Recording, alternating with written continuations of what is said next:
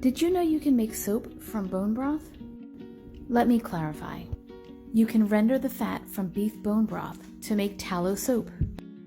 Welcome to day 17 of our canning series, where we're rendering tallow. If you've never made beef bone broth before, we have an entire video on how to do it.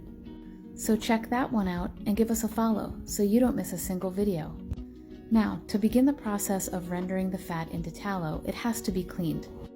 We place our fat in a pot of water and heat it up just until the fat melts. We then allow it to solidify. This wet rendering can be completed several times. It depends on how clean you want your tallow. After each rendering, remove it from the water and scrape any impurities that remain on the bottom. The water will be cleaner after each render, as will your tallow. We usually repeat this process about 3 times, depending on how much debris is left after each render. And the process is the same each time. Fill a pot with water, melt it, and allow the fat to solidify.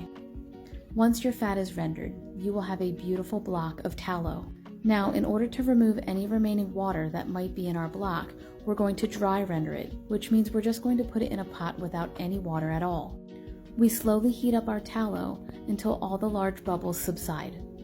Water is the enemy when it comes to storage, so it's very important to make sure you remove as much as you can. We then ladle our tallow into clean jars. For the longest shelf life, we place our tallow in the fridge since there is no approved canning method for it.